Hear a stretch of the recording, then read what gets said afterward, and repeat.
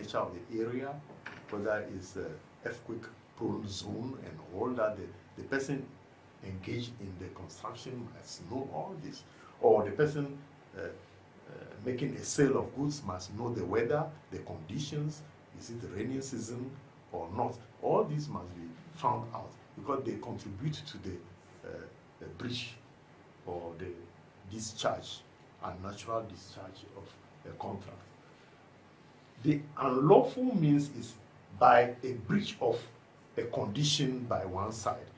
Then the other side or the party may discharge himself from the contract. It's unlawful. He breached it. He could not fulfill his obligations under the contract. He got the money but did not supply any goods within the time specified.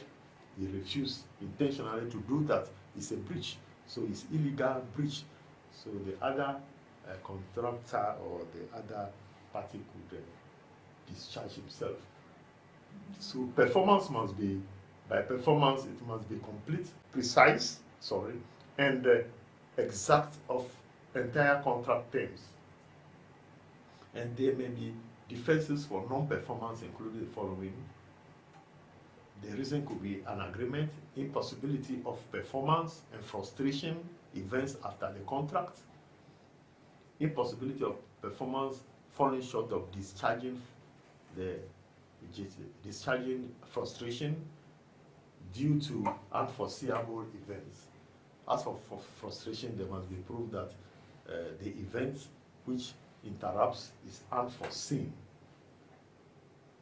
So where a substantial performance is done, a party executes a contract to a state where fundamental requirements of the contract have been completed. So I've given an example of that already. So it could be by agreement, as I've said. You can read more on that, to terminate or change the contract.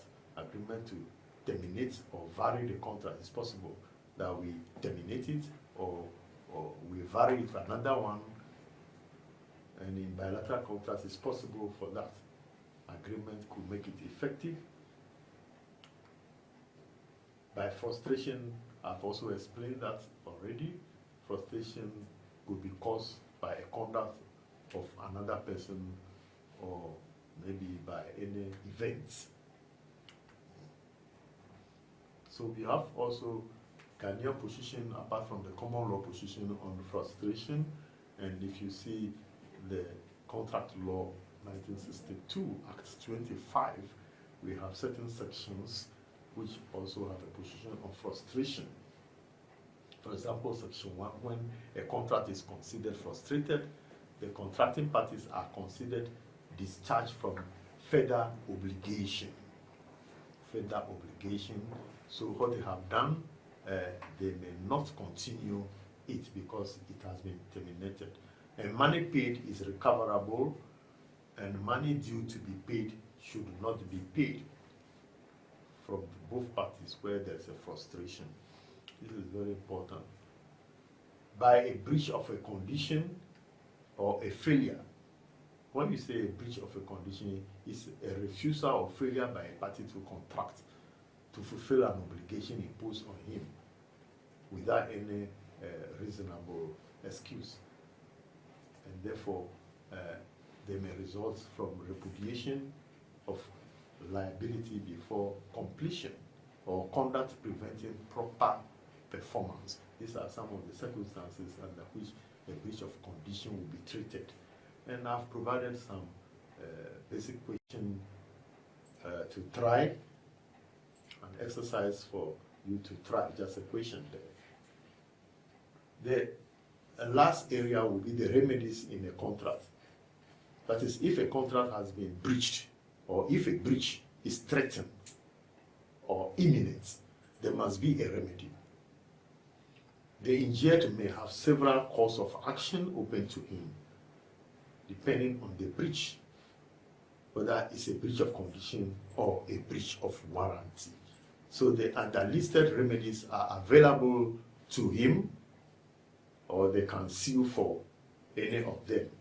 I've listed here some of them. One of the remedies you need for a breach of a contract is damages, payment of money.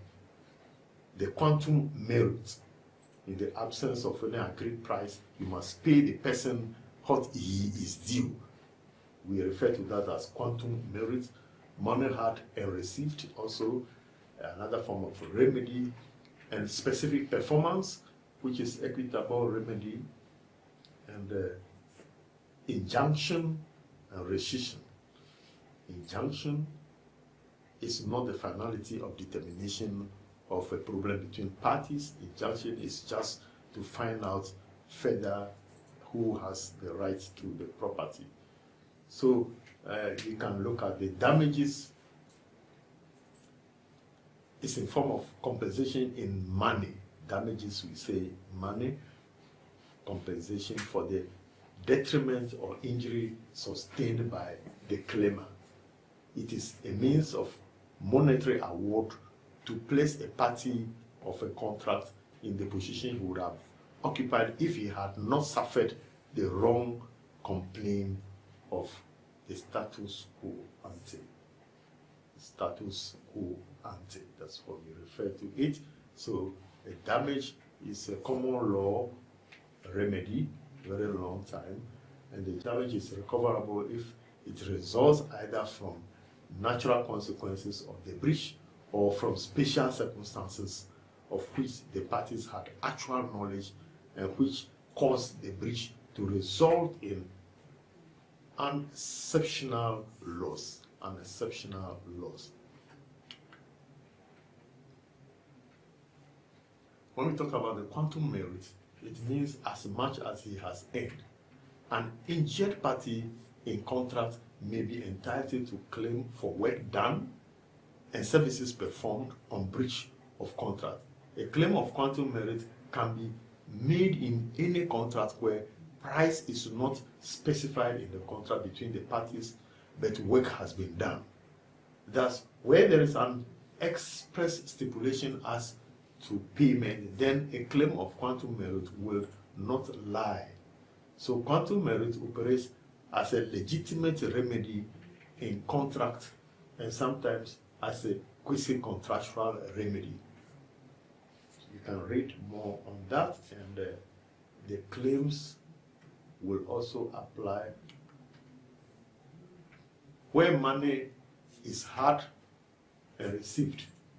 So where money has been deposited or paid on a contract and before any benefit has been derived by the payer or any part of the contract has been performed by the other party, the consideration wholly fails and an action for money had and received had been maintained to recover the money so deposited or paid. So if you give money for a work to be done, it's a consideration and it's recoverable. You can recover that. Specific performance is an equitable remedy and discretionary, meaning the court will decide whether to give you specific performance or not. And it is an order of the court compelling a party to a contract to perform exactly what he had promised to do. So you cannot promise to do something, you collect money, then after 1 year you bring the whole money back, that this is your money. So the court can say, no, send the money back and perform what has been contracted. Your obligation must be fulfilled, not returning the money, but must perform specific what you have been asked to do under the contract. And you may even be asked of damage in addition.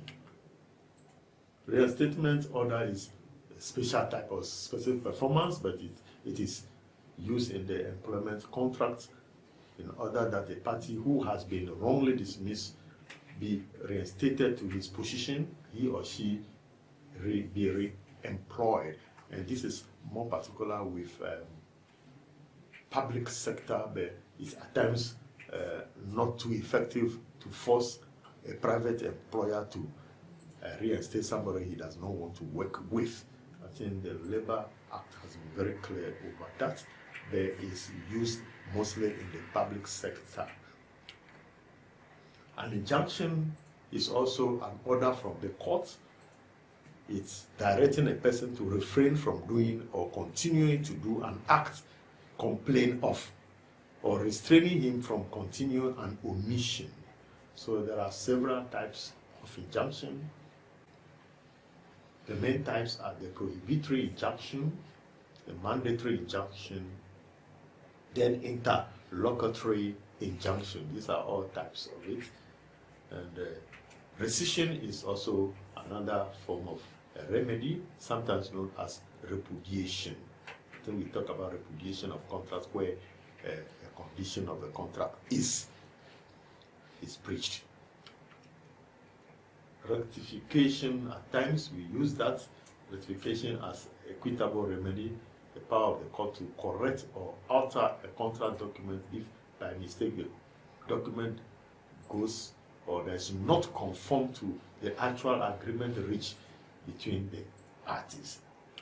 And I've given a lot of examples of that. So in a nutshell, this is our introduction of the principles of contract law, which is the basis for understanding and appreciating contract management and administration. So thank you.